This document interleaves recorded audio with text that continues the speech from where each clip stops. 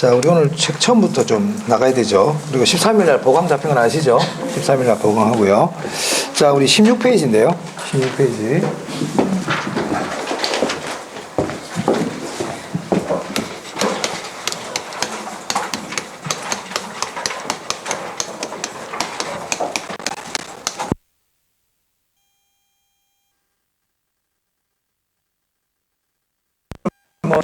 저를 처음 보는 분도 계실 수가 있는데, 자, 1, 2월 달에 이제 우리 합품을 했었거든요.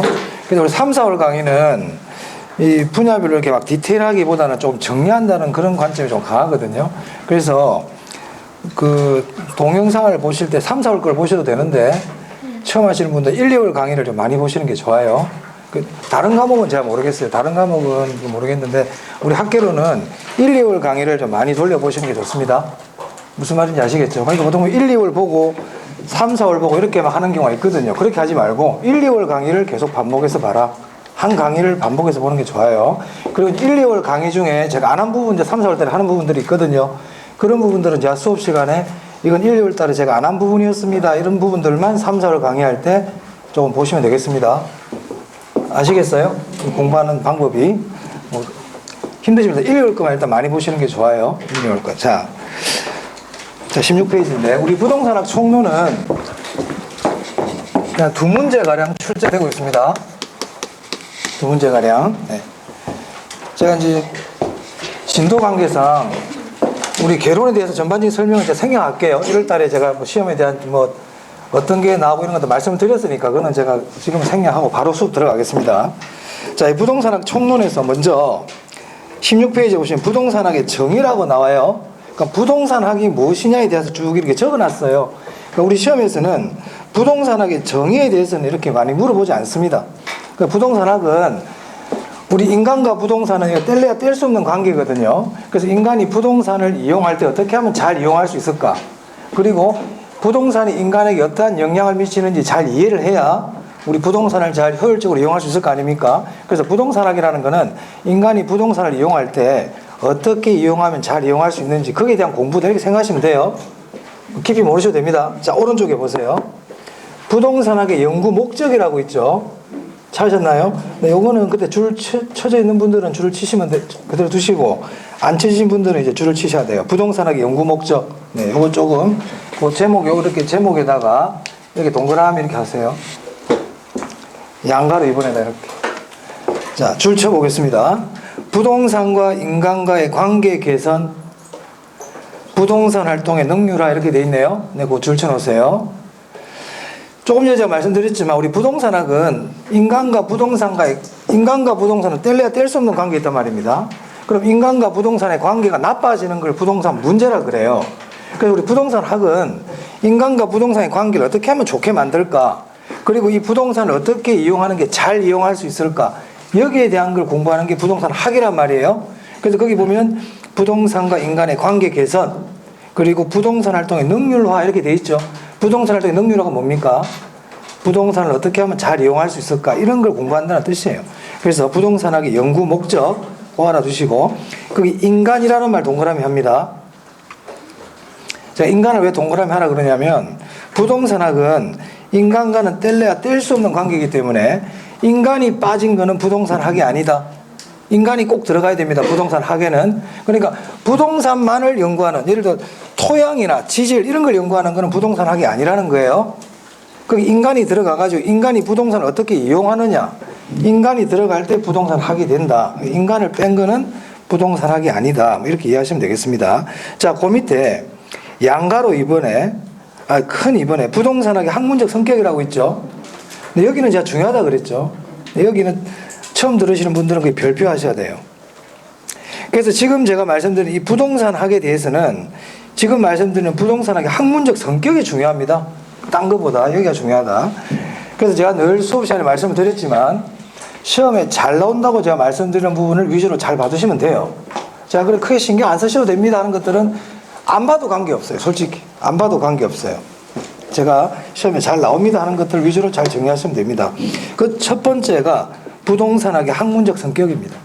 자, 거기 보면요, 양갈 1번에 부동산학은 종합과학이라고 되어 있죠. 그 종합과학 줄쳐야 되겠네요. 종합과학. 종합과학이라는 거는 여러 학문을 묶어놨다는 거죠, 한마디로. 그러니까 부동산학은 원래 이 자체가, 부동산학이라는 학문 자체가 원래 있던 게 아니에요. 그 부동산학은 법학이나 경영학이나 건축학이나 이런 부동산과 관계되는 것들을 모아가지고 하나의 부동산학이라는 걸 만든 거거든요. 그래서 이 부동산학은 여러 학문을 같이 모아둔 거다, 이렇게 생각하시면 돼요. 그걸 우리가 이제 글로는 어떻게 표현하느냐 하면 그 교재 봅니다. 줄을 쳐보겠습니다. 법학, 경제학, 경영학, 건축공학 등 여러 학문의 지원을 받아 성립된, 이렇게 돼 있죠. 보이세요? 그러니까 여러 학문의 지원을 받았다. 그게 종합이라는 뜻입니다. 종합과학이다. 자, 두 번째. 부동산학은 응용과학이에요. 응용과학. 그래서 지금 하고 있는 내용이 부동산학의 성격입니다. 지금 하는 게. 이건 제가 중요하다 그랬죠. 첫 번째인 게 지금 종합과학이다 했고요. 두 번째가 응용과학이다.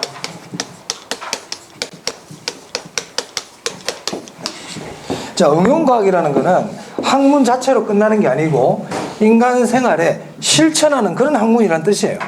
그러니까 우리가 학문으로 끝나버리는 걸 순수과학이라 그러거든요. 학문 자체로서 의미를 두는 걸 순수과학이라 그래요. 그러니까 순수과학은 응용과학과 반대되는 개념이에요. 근데 우리 부동산학은 학문 자체로 끝나는 게 아니고 이걸 인간 생활에 실천하기 위한 학문이란 말입니다. 그래서 응용과학이다. 순수과학이 아니다. 순수과학은 아닙니다. 자, 그 다음 세 번째 볼게요. 넘기시면 사회과학이라고 되어 있죠. 네, 사회과학 줄쳐야 되죠. 그럼 사회과학이라는 것도 마찬가지로 인간과 관계되는 인간 사회를 연구하는 게 사회과학이란 말입니다. 그러니까 인간과 관계없는 걸 사회과학이라 안 그래요. 그건 자연과학이라 그래요. 그래서 부동산학은 사회과학이다. 사회과학.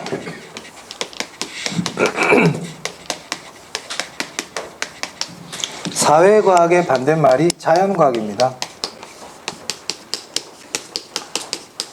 부동산학은 자연과학이 아니에요. 사회과학이고요. 그 다음 그 밑에 보세요. 구체적 경험과학이라고 되어 있죠. 네, 구체적 경험과학 줄 치고요. 한마디로 구체적 학문이라는 뜻이죠. 구체적 경험과학.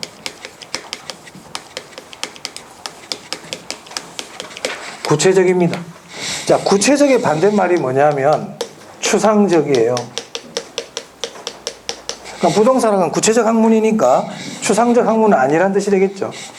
자, 그래서 부동산학의 성격, 그 밑에 보면 규범과학 이런 말 나오는데 이건 크게 신경 쓰지 마시고 제가 지금 적어둔 거 있죠. 1, 2, 3, 4 저거는 외워주셔야 됩니다. 종합응용 사회과학이면서 구체적 경험과학이다. 그리고 순수과학이다. 순수과학은 아니다. 아니다. 자연과학이다. 자연과학은 아니다. 아니다. 추상적 학문도 아닙니다. 아닌 거 잘 아는 아이들. 오늘 기억해야 될 내용이고 잘 알고 계신 분도 있을 겁니다. 중요한 부분이에요. 부동산학의 학문적 성격 봤고요. 자, 그 다음에 오른쪽 보시면 부동산학의 접근 방법이라고 있는데 접근 방법 하기 전에 17페이지 거기 가운데쯤 보면 핵심 정리라고 되어 있습니까? 네, 거기 보겠습니다. 두 번째 할 내용이 부동산의 3대 측면입니다.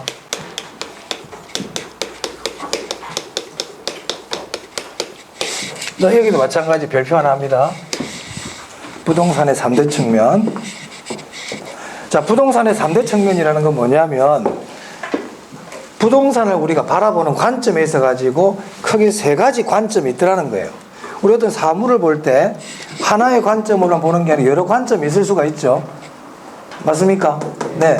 그 부동산도 크게 세 가지 관점이 있더라는 거예요. 세 가지 관점이. 그게 뭐냐면 법률적 측면,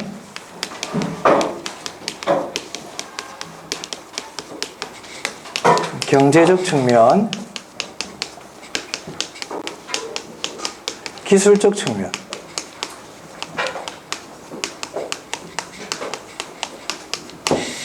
이 세 가지를 우리가 부동산의 3대 측면이라고 그럽니다.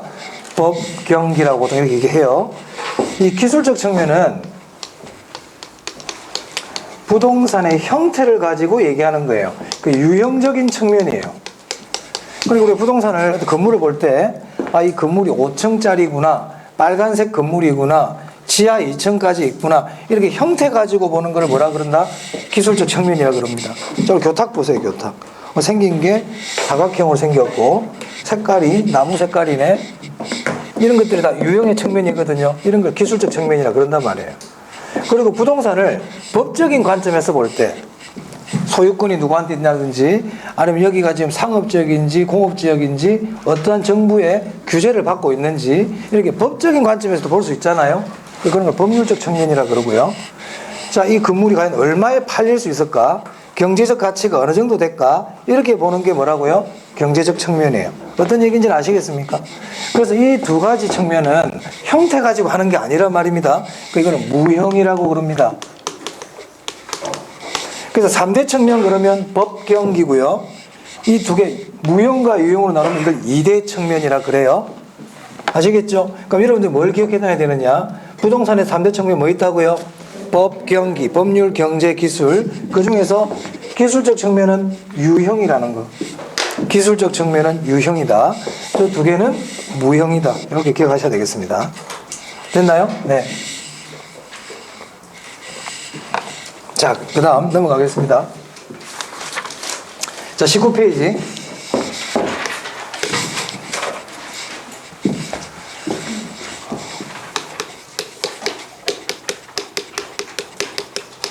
자, 부동산학의 접근 방법이 있어요. 접근 방법이라는 거는 연구 방법이에요. 그럼 부동산의 접근 방법이 우리 교재 보면 여러 가지가 있습니다. 첫 번째 보면 분산식도 있고,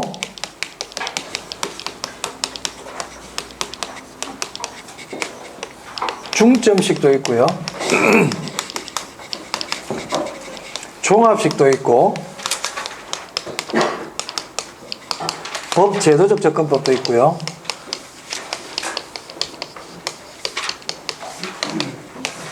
의사결정 접근법, 행태과학적 접근법.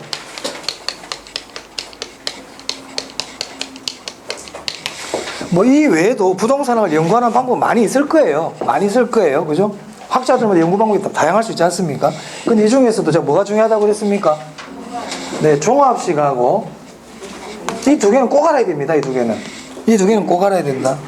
나머지는 네, 사실 크게 몰라도 관계없어요. 제가 관계없다는 말은 좀 조심스럽지만 실제로 그렇습니다. 일단 설명은 드립니다. 분산식 접근법부터 볼게요. 자, 분산식 접근법은 조금 전에 제가 부동산학이 종합과학이라 그랬잖아요. 그러니까 부동산학 안에는 법학도 있고 경영학도 있고 경제학도 있고 건축학도 있고 여러 학문들이 다 들어가 있단 말이에요, 안에. 그럼 부동산학을 연구할 때 경영학적인 관점에서 한번 연구해보자, 경제학적인 면에서 연구해보자, 법학적인 면에서 연구해보자, 이런 식으로 연구하는 걸 분산식 접근법이라 그래. 그걸 우리 이렇게 표현합니다. 개별 학문별로 접근한다. 그래서 분산식 접근법에 보면 개별 학문별로 개별적 부분적으로 부동산을 다루는 접근 방법 이렇게 보이나요? 어떤 글자가 중요할 것 같아요? 개별이란 말이 중요한 거예요. 개별. 굳이 중요한 걸 찾아라 그러면 개별 학문. 아시겠죠? 그 정도 체크하시면 되고요.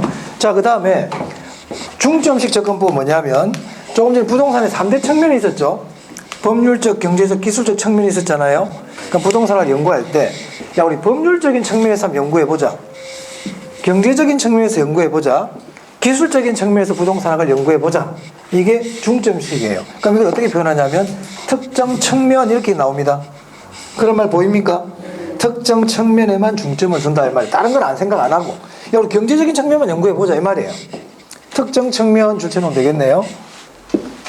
자, 그 다음에 이제 종합식은 뭘 것 같아요? 저 세 개 다 고려하는 거예요. 3대 측면을 모두 고려한 부동산의 연구 방법입니다. 네, 네. 거기 우리 교재 19페이지 종합식, 양가로 종합식 접근법 있죠? 보이세요? 그 밑에 보면 네, 동그라미 1번에 이렇게 되어 있어요. 법률적, 경제적, 기술적 이런 말 보입니까? 그래서 종합식 접근법은 우리 교재에는 그렇게 명확한 표현이 없지만 3대 측면을 모두 고려한다.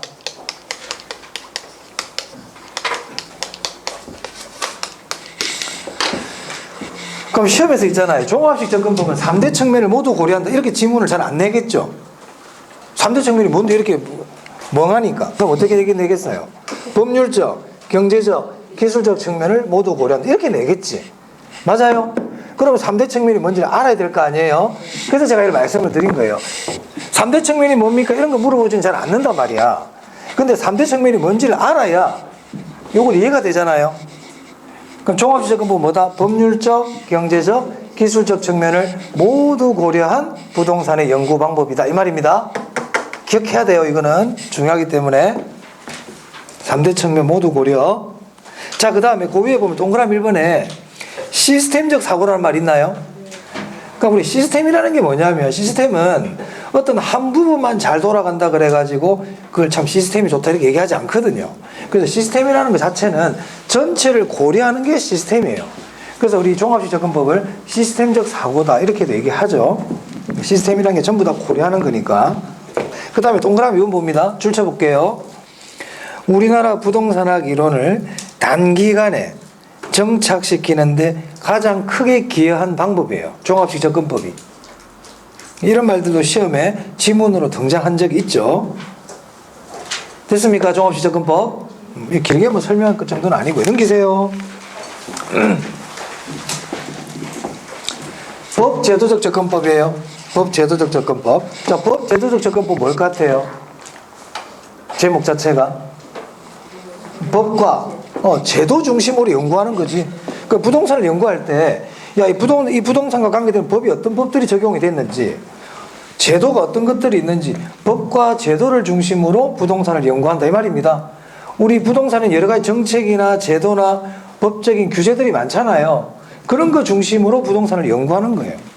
법, 제도 중심으로. 그러면 이런 법, 제도 중심의 연구는 정부 중심의 연구일까요? 민간 중심의 연구일까요? 정부 중심의 연구죠. 그래서 거기 보시면 동그라미 2번에 공적 주체의 개입을 전제로 이렇게 돼 있죠. 공적 주체가 정부 아닙니까? 그래서 법제도적 접근법은 정부 중심의 연구 방법이다. 이렇게 생각하시면 됩니다. 네. 그러니까 이 법제도적 접근법은 예전에 부동산에 대한 규제가 많고 정부 중심으로 모든 게 돌아갈 때 주로 하는 연구 방법이에요. 근데 이제는 규제가 많이 완화가 되고 개방화가 되고 국제화가 되고 민간의 역할이 중요해진단 말입니다. 그래서 생긴 게 의사결정 접근법이에요. 그러니까 의사결정 접근법은 진짜 중요하다 그랬어요. 이거는요. 그럼 의사결정 접근법은 그 이름에도 보면 의사결정이라는 말이 들어가지 않습니까? 그러니까 의사결정 접근법은 인간이 하는 어떤 의사결정을 중심으로 부동산학을 연구하는 거예요. 인간의 의사결정을 중심으로 부동산을 연구하는 방법이다 이 말입니다. 그럼 어떠한 의사결정인지가 포인트란 말이야. 이때 의사결정은 이익극대화예요. 이익극대화. 그 밑에 보시면 동그라미 1번에 보겠습니다.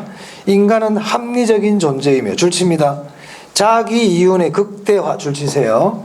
자기 이윤의 극대화를 목표로 행동한다는 기본 가정에서 출발한다. 이렇게 돼 있죠. 그리고 의사결정 접근법은 인간이 과연 어떠한 의사결정을 하는가 봤더니 자기 이익을 극대화시키는 의사결정을 하다. 이런 이익 극대화라는 의사결정에 초점을 맞춰서 부동산학을 연구하는 방법을 뭐라고 부른다? 의사결정 접근법이라 그런단 말이에요. 그래서 의사결정 접근법에서는 이윤 극대화, 이익 극대화 이 말이 포인트죠. 이 말이 안 나올 수가 없어요. 이 말이 안 나올 수가 없다. 다른 것보다 이걸 꼭 기억해야 돼. 자, 그 다음 동그라미 2번 봅니다. 거기 의사결정 접근법의 동그라미 2번. 우리 부동산학에서요 의사결정과 관계되는 부분이 어디냐면 투자, 개발, 금융 정책이에요.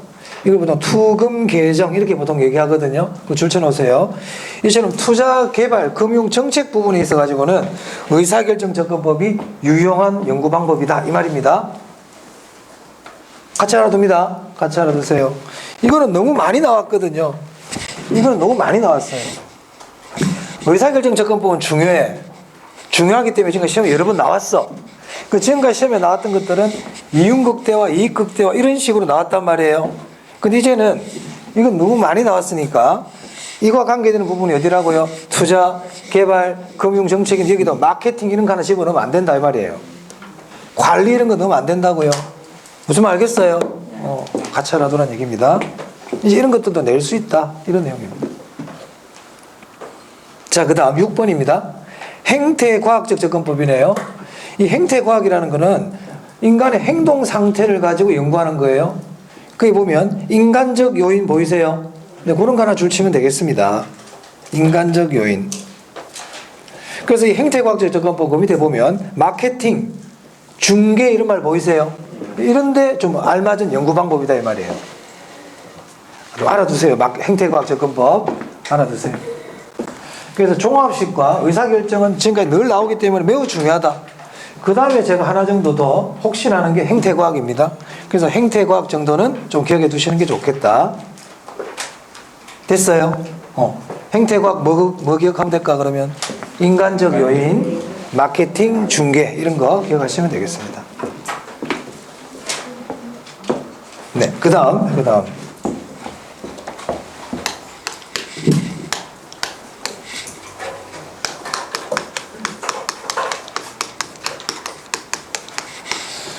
제가 다 1, 2월 달에 다 설명했던 내용들이죠 사실은요. 자, 경제 주체 한번 볼게요. 경제 주체는 경제 활동을 하는 주인공이란 뜻이에요. 주체라는 건 주인공이야, 주인공.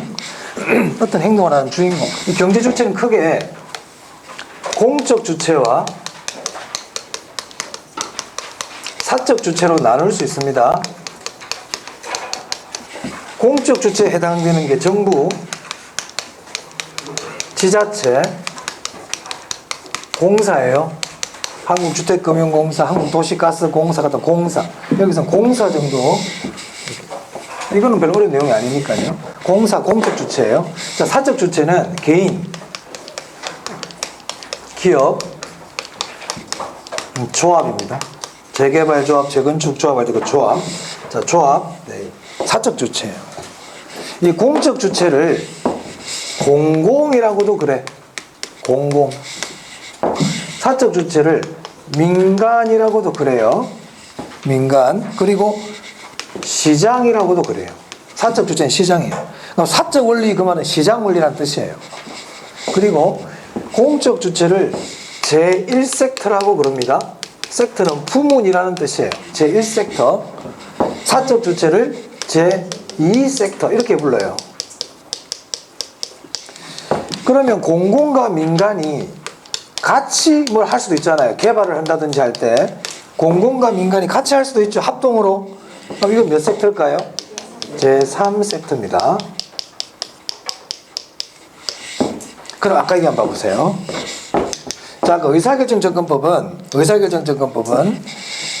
인간의 의사결정을 중심으로 연구하는 방법이라 그랬죠. 근데 어떠한 의사결정이었어요? 이익 극대화. 그럼 이익 극대화라는 거는 공적 주체와 관계 있겠습니까? 사적 주체와 관계 있겠습니까? 사적 주체와 관계 있거든요. 그래서 이 의사결정 접근법은 제가 아까 잠시 언급한 대로 민간 중심의 연구 방법이다. 민간. 그럼 시장이란 말 나와도 되겠습니까? 그래서 의사결정 접근법을 설명할 때 민간, 시장 이런 말이 나오면 괜찮은데 뭐 공공 중심, 정부 주도 이런 말 나오면 X라는 거예요. 아시겠어요? 그래서 우리 교재 보시면 다시 아까 20페이지에 의사결정 접근법 보세요. 제가 이거 설명드리고 하려고 아까 줄 아까 안 쳤거든요. 의사결정 접근법의 동그라미 1번의 둘째 줄 봅니다. 특히 서구 자본주의 시장 경제에서 시장이란 말 나오고 있죠. 사적 주체, 사적이란 말 나오잖아요. 사적 주체의 의사결정을 중시한다. 이런 말들이 나오네요. 사적 주체. 그래서 의사결정 접근법은 공적 주체의 의사결정이 아니라는 겁니다. 사적 주체가 제가 개인이라고 그랬잖아. 제가 개인. 그죠? 공적 그러면 안 돼. 이런 글자 살짝 바꾸면 어렵단 말이야. 바꾸면 많이 틀려요. 오케이? 네. 사적 주체 의사결정입니다. 자, 됐습니다. 자, 그 다음에 21페이지 보세요. 21페이지 보시면 부동산학의 연구 분야라고 나와 있죠. 보이세요? 맨 밑에 박스에. 자, 거기 보면 동그라미 1번이 부동산 결정 분야이고 동그라미 2번이 결정 지원 분야이고 동그라미 3번이 기초 분야 아닙니까? 자, 이게 다 외울 필요 없어요. 아까 결정 분야만 봅니다. 아까 제가 결정 분야 뭐라고 그랬어요? 투금계정이라 그랬죠. 결정 분야는 기억한다. 우리가 뭐든지 의사 결정이 진짜 제일 중요하거든요. 결정이 중요한 거 아닙니까? 결정이. 네. 그 정도 보시면 되겠습니다. 넘깁니다.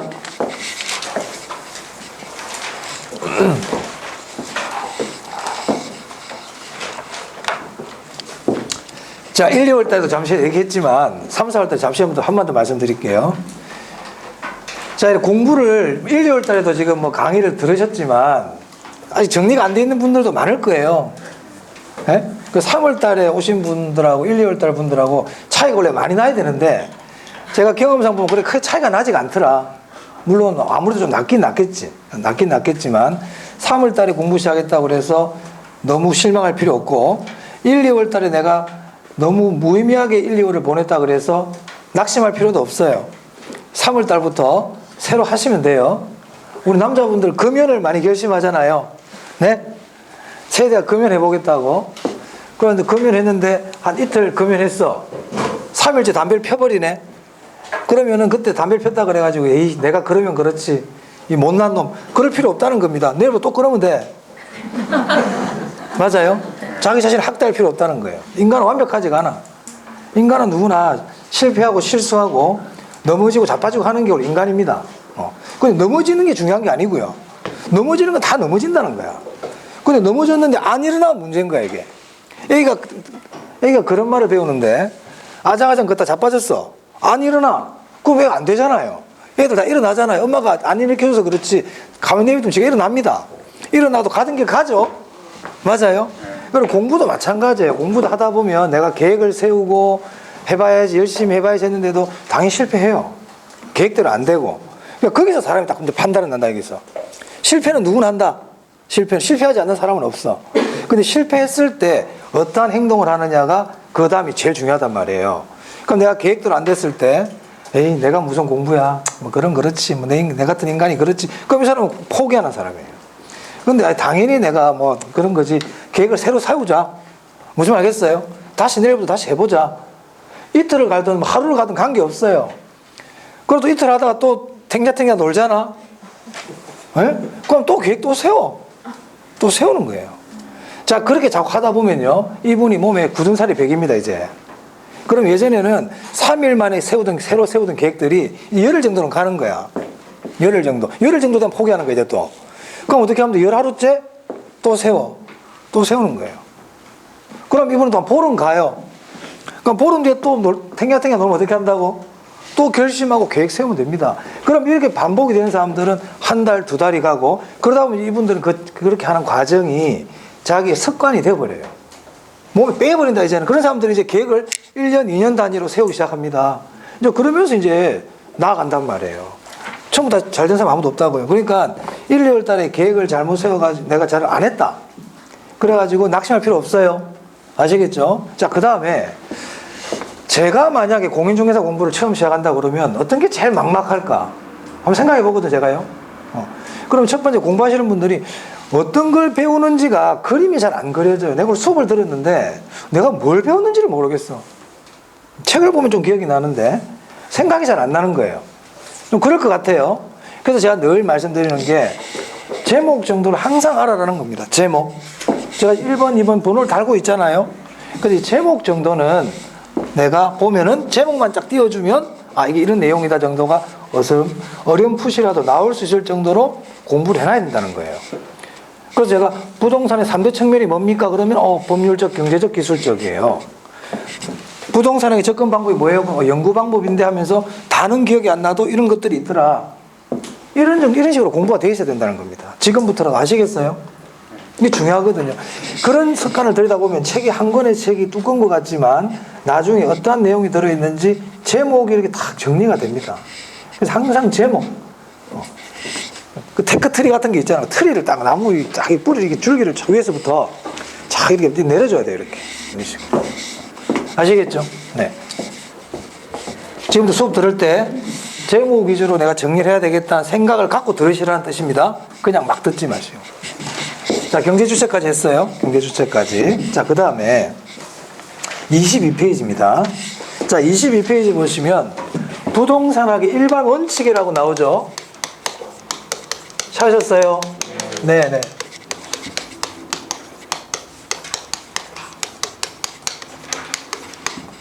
네, 이거 별표예요. 한 문제짜리로 나올 수 있어요. 한 문제짜리로도.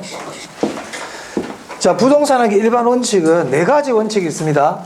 거기 보시면 능률, 안전, 공정, 경제 이렇게 나와 있죠. 뭐 순서는 제 말대로 안 돼 있을 거예요.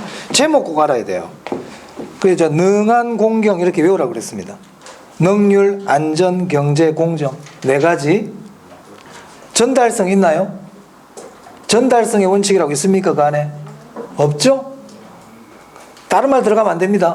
자, 그 다음에 능률성의 원칙은 조금 우리가 깊이 있게 알아놔야 돼. 깊이 있다는 거는 좀 내용을 좀 봐야 돼. 자, 능률성의 원칙에 보면 거기 소유활동의 능률화라고 있나요? 네, 그 네모 딱 하고요. 소유활동의 능률화는 체유효 이용의 원칙을 적용해. 체유효의 원칙 줄치고요. 그럼 제가 조금 전에 능률성의 원칙이 있는데 제가 소유활동의 능률화 네모처라고 그랬잖아요. 소유활동 능률화 여기 체유효 이용이 있다 안 그랬습니까? 이 2개 이렇게 딱 연결을 시킨다 이 말이에요. 그리고 그 밑에 보면 거래활동의 능률화라고도 있죠. 거래활동의 능률화라고 있습니까? 네, 거래활동의 능률화는 거래질서 확립하고 거래질서 확립 원칙이라고 되어 있잖아요. 이 둘이 관계 있다고요. 그러니까 이런 것들은 잘 안 틀려요. 왜냐하면 거래니까 짝이 맞다는 건 아실 수 있잖아요. 근데 체유효 이용의 원칙이 능률성, 안전성, 공정성, 경제성 중에 어디에 들어가 있어요? 능률성의 원칙 안에 체유효 이용의 원칙이 들어가 있습니다. 공정성이나 안전성이 들어가 있는 게 아니에요. 아시겠죠? 자, 그 다음에 안전성 원칙인데요. 거기는 능률성과 상호 견제 상충 관계에 있다 그런 말이 있네요. 줄 치세요. 상충 관계라는 건 제가 좀 이따 설명드리겠지만 둘 다 만족시킬 수 없다는 거예요. 능률성을 중요시하면 안전성이 떨어지고 안전성을 중요시하면 능률성이 떨어져. 이런 관계를 상충 관계 또는 견제 관계에 있다 그렇게 얘기합니다. 그래서 부동산학의 일반 원칙이 지금까지 시험에서 한 2번 정도 출제가 됐거든요. 2번 정도. 출제된 방식이 어떤 거냐면 부동산학의 일반 원칙이 아닌 걸 찾아라든지 이런 식으로 나온 적이 있었고요. 능률성의 원칙 안에 체유효 이용의 원칙이 들어가는데 체유효 이용의 원칙이 안전성의 원칙과 관계있다 이런 식으로 낸 적이 있단 말입니다. 아시겠죠? 이런 식으로 나왔었다고. 그러면 이제 또 혹시나 모르니까 그 다음으로 생각할 수 있는 게 능률성하고 안전성 둘이가 상충 관계다. 능률성과 경제성이 상충 관계다 그러면 안 된다 이 말이에요. 아시겠습니까? 네, 이 정도까지 같이 알아두시면 좋겠다. 자, 넘깁니다. 부동산학의 일반 원칙 봤어요.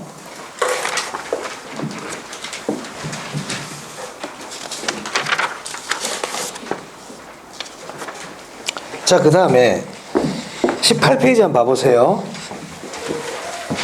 제가 왔다 갔다 해서 죄송한데 이게 좀 흐름을 연결하려고 그래서 일부러 그렇게 하고 있습니다. 자, 6번째. 부동산학의 지도 이념이라는 게 있어요. 자, 부동산학의 지도 이념은 크게 효율성과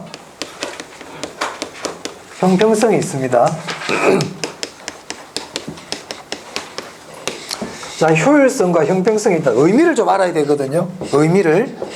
효율성이 뭡니까? 이런 건 시험에 잘 물어보진 않지만 효율성의 의미를 알아야 우리 학개론을 전반적으로 공부하는 데 도움이 돼요.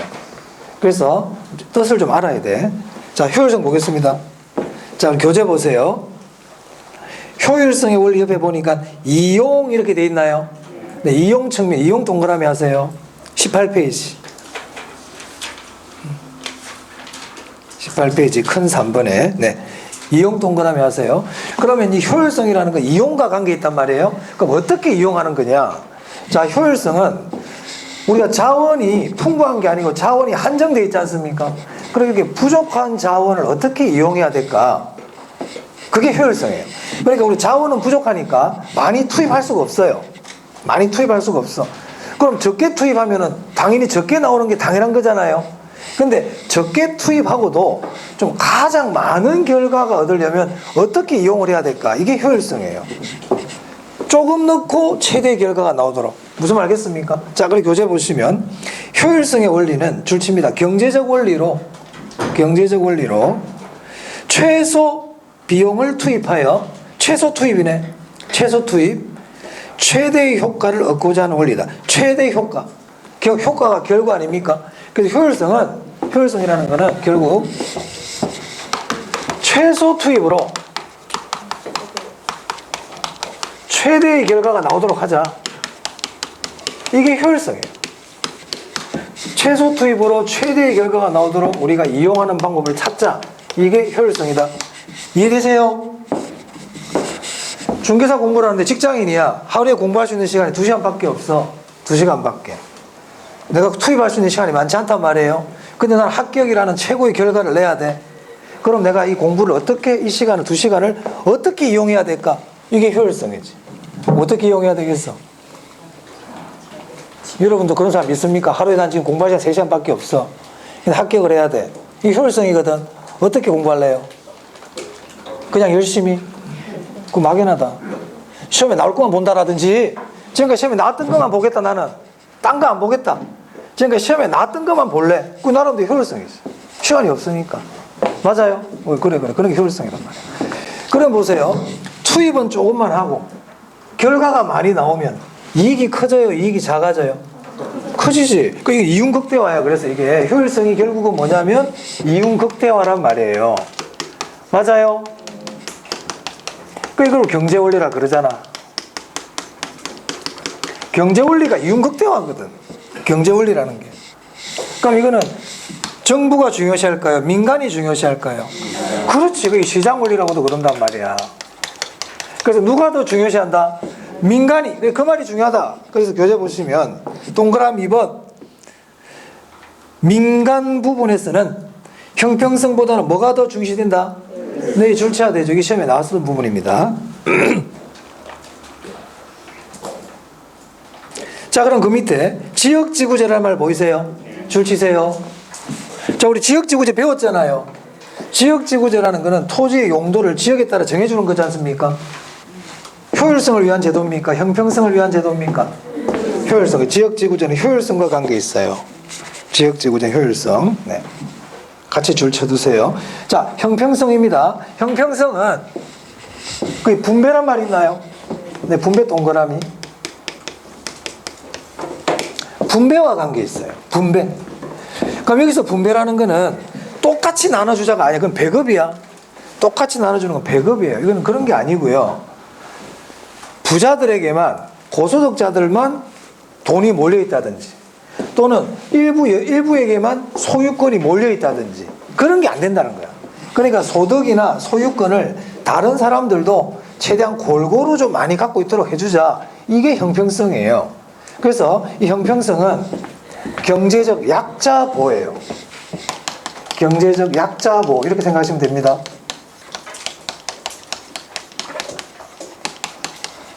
저소득층과 관계 있어요. 그래서 이건 앞으로 무슨 저소득층과 관계되는 내용이다 그러면 형평성 이렇게 생각하시면 됩니다. 그러니까 공공임대 아파트 저소득층과 관계 있잖아요. 그럼 형평성과 관계 있어요. 공공임대 아파트 형평성. 그래서 밑에 보시면 형평성 밑에 한번 보시면요. 동그라미 3번이네요. 거기 누진세 거기 보시면요. 그럼 맨 밑에 차등 과세 이런 말 보이세요? 다른 가격의 주택이나 다른 소득 계층의 차등 과세는 보이세요? 그 밑에 누진세 이런 말 하나 적어두세요. 위에 있네요. 동그라미 이번에 누진세 있죠? 그리고 임대주택 정책 있죠? 그리고 개발권 양도제 이런 것들 다 형평성과 관계 있습니다. 그러면 효율성과 형평성에서 지금 시험에서는 그렇게 깊게 나온 적이 없어. 효율성 누가 중요시한다고요? 민간이. 그럼 형평성은 누가 중요시하겠어요? 공공이 더 중요시해요. 자, 그런데 이제 만약에 다음 중 효율성과 관계없는 정책은 이렇게 물어볼 수 있어요.